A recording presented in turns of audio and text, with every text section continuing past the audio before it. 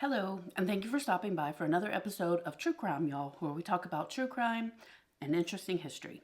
We appreciate you clicking on this video and hope to see you again. Today's case is from Dawson County, Georgia, and it starts with this 911 call. Dawson County 911, where's emergency? Why are you doing this? Don't tell me I'm gonna make you. Hello? Hello? Hey, where are you? Why do you bring me down here tonight? Ma'am, where are you? I can't do it. Ma'am?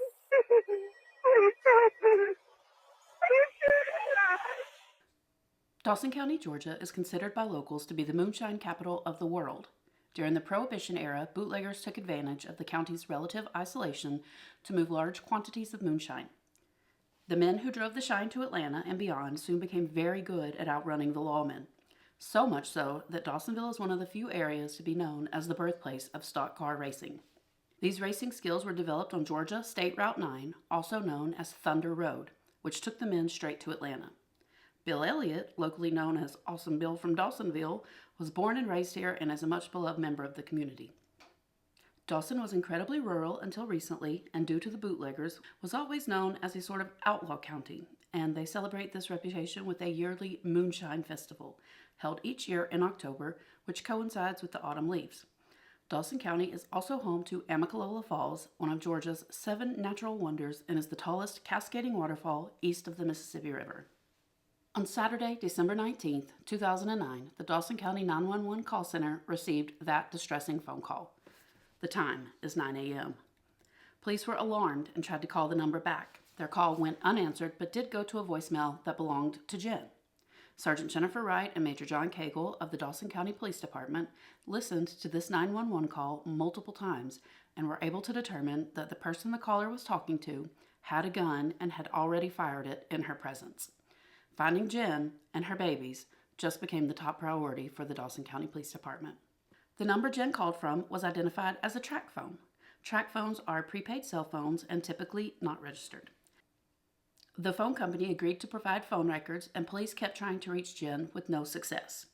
1 hour after the 911 call, police received the call logs showing the last call Jen had made before she had called 911. When they called this number, a man answered and identified himself as Ben Mullinax. He said he knew Jen. She was his cousin, and her name was Jennifer Budrawich. Once they had her name, they were able to find out that Jen was married to Paul Budrawich. Then they had 3 children and lived in Savannah, Georgia. Police found that none of the children were in their custody at the time of the call, and that the children had been removed from Jen and Paul's home about 4 months prior to the 911 call. With very little investigation, they determined that the children were only removed due to living conditions and not having a vehicle that could accommodate 3 car seats. There was no abuse, and Jen and Paul were within weeks of regaining custody of all 3 children. The oldest child, Jen had brought into the relationship, and then she and Paul had 2 boys together. All 3 boys were well loved and wanted by Jen and Paul. When the children were removed from their home, they were split up, and while all 3 of them went to Jen's family members in Dawsonville, Georgia, the oldest went to Jen's mother, Deborah Kilgore, and the 2 youngest went to one of Jen's cousins named Tanya. Jen and Paul had made their home in Savannah, Georgia, and regularly made the 5-hour drive from Savannah to Dawson to see the children. Jen had extensive family in the area. At this point in the investigation, the police did not know if the children were safe. Ben told police he had spoken to Jen earlier, but did not know where she was at now. He provided them with her mother's contact info. Investigators then called Deborah Kilgore. They told her about the 911 call that had come from Jen's phone. They asked her why Jen and Paul were in town. Deborah explained she had seen Jen the night before, on December 18th, when she had come alone to her house to spend time with her oldest son. They had visited, and he had opened all the presents from Jen and Paul had stayed behind at the hotel room, letting Jen have quality alone time with her firstborn. Deborah told police that the visit was a good one, and everything seemed fine. She provided the name of the hotel that Jen and Paul were staying at, as well as info about the car they were in, a black Firebird Trans Am.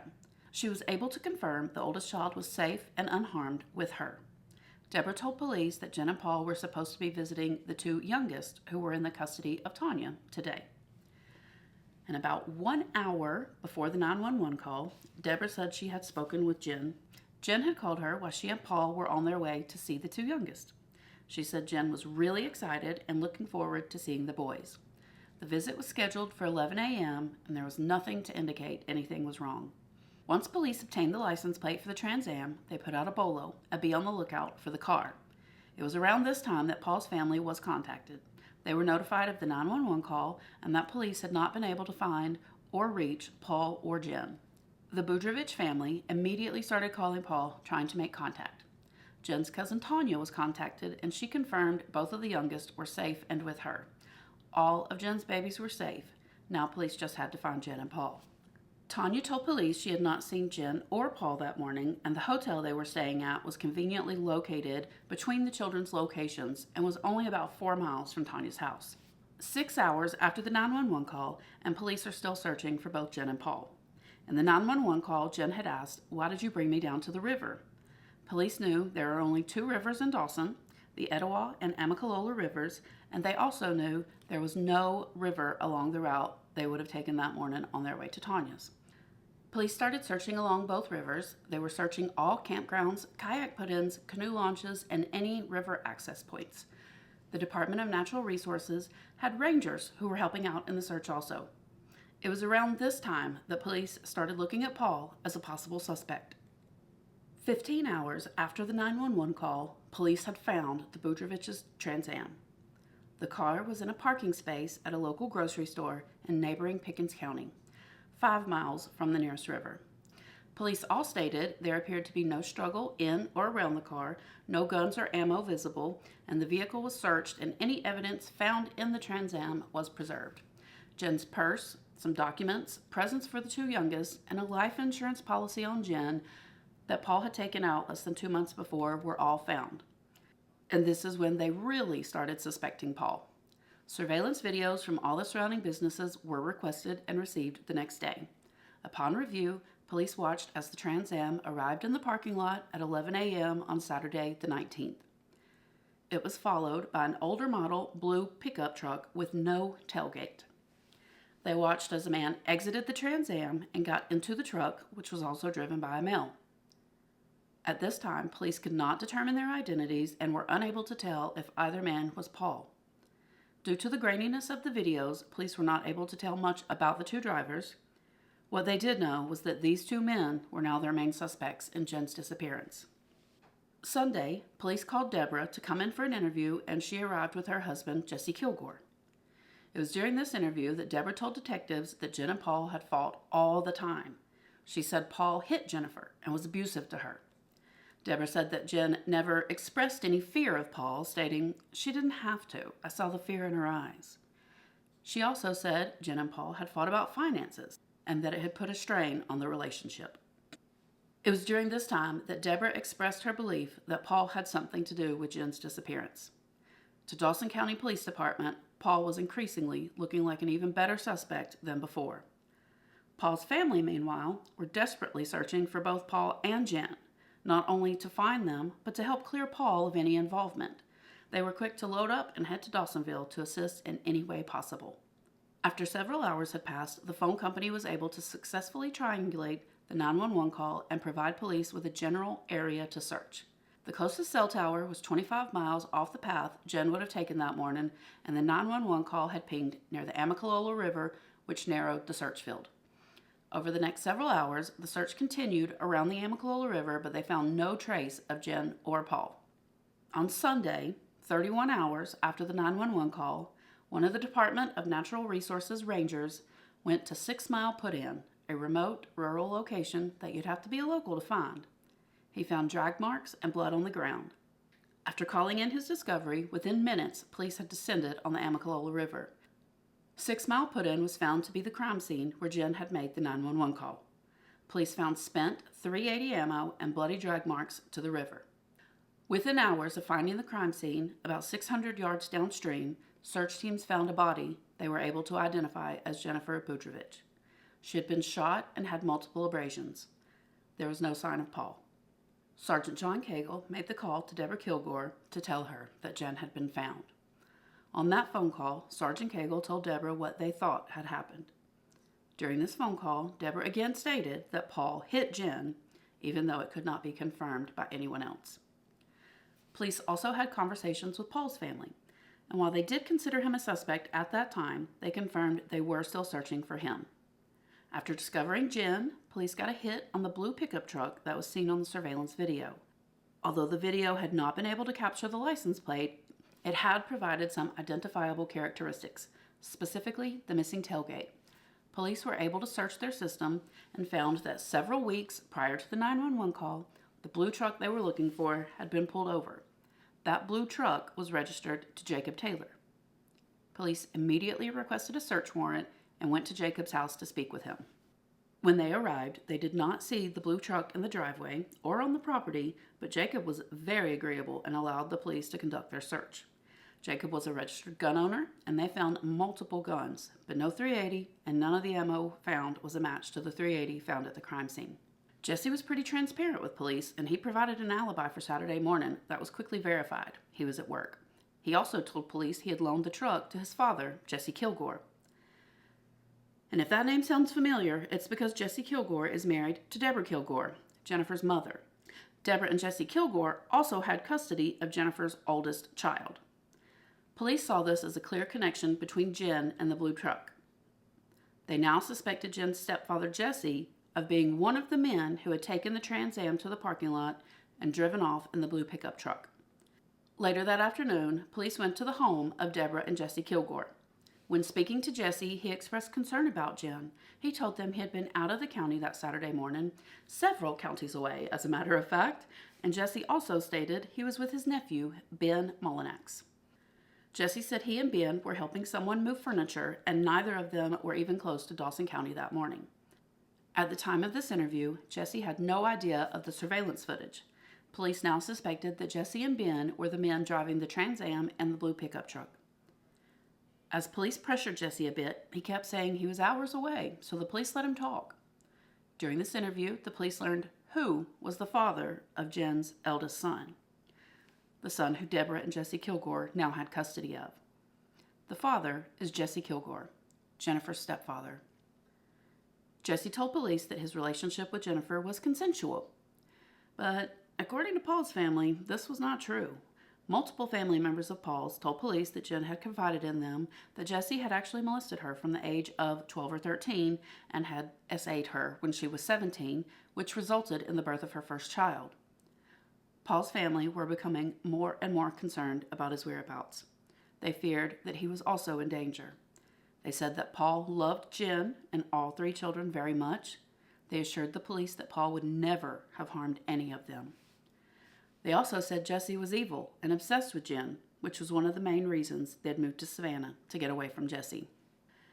It was during this time that police were starting to put together a timeline of Jen's life.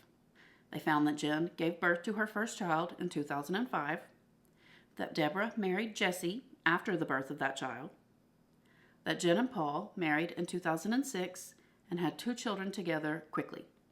There was speculation that Deborah married Jesse in an attempt to protect Jen. She thought that by marrying Jesse, it would prevent him from pursuing a relationship with Jennifer, her own daughter. Jesse told police that he had threatened Paul in the past. He said he did not like him and he really just wanted him to go away.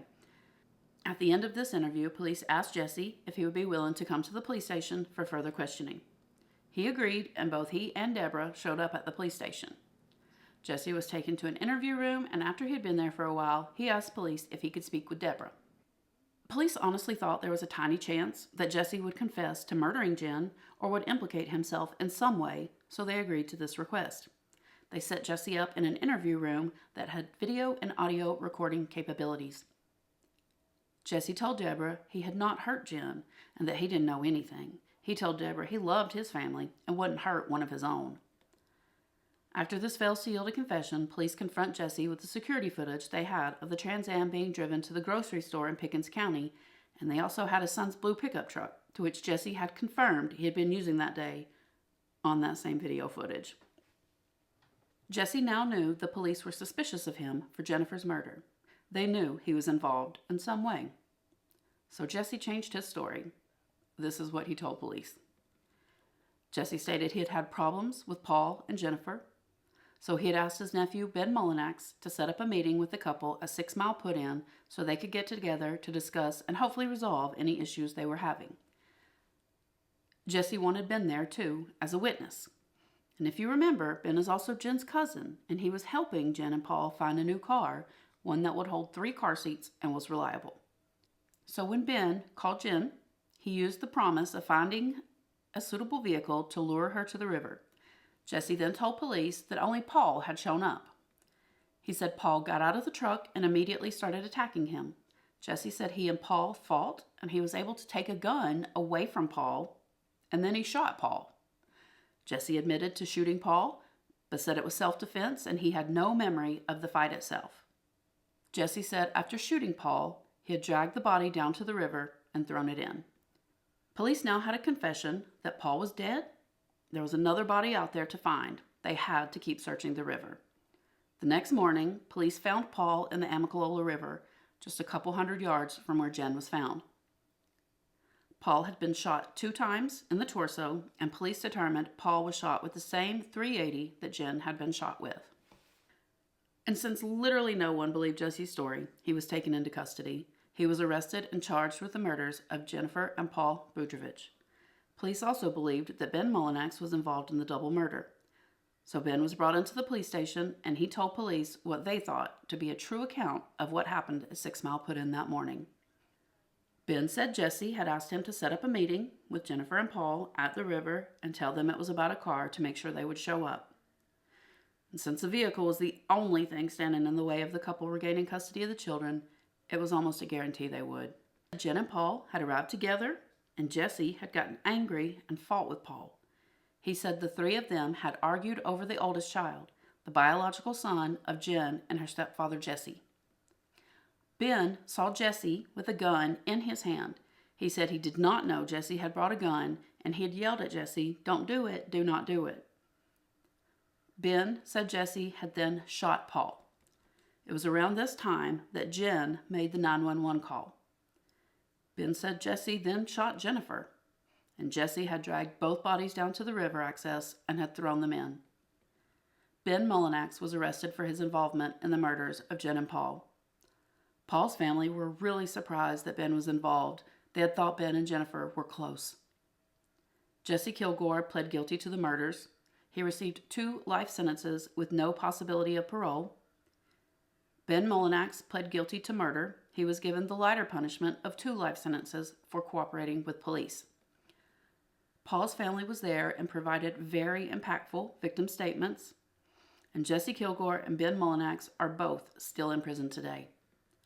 And it is believed that Deborah Kilgore, Jen's mother, continues to have full custody of her grandson, the child her husband fathered with her daughter.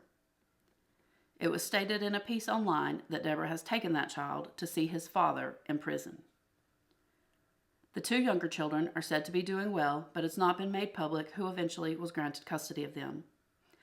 I'd like to believe they're with Paul's family, somewhere safe and protected from the dysfunction that seems to envelop Jen's family. For example, Jen's brother was arrested and charged with SA of a child after all of this occurred. It's not believed that his victim was one of Jennifer's children, but it does just kind of go to show the dysfunction that existed. And the true horror here is that Jen and Paul were mere weeks away from regaining custody of all 3 children. It was also believed by Paul's family that it was Jesse who had called in the defects report, which resulted in the children being removed in the first place. Good police work by Dawson County made it possible to wrap up this investigation in an incredibly short amount of time. They removed these violent men from their county and gave justice to these 2 hardworking, amazing parents who were just trying to make a happy life together. Jen and Paul are buried together in Savannah, a place they were safe and able to live without fear, far away from the pain of Jennifer's early years. If you've made it this far, thank you. And if you've enjoyed our content, please consider liking this video and subscribing to our channel. We will be uploading once a month and we'll be focusing on solved true crime cases. We hope you join us for our next video. And also, if you have any case suggestions, please leave them in the comments below. We look forward to hearing from you. Bye.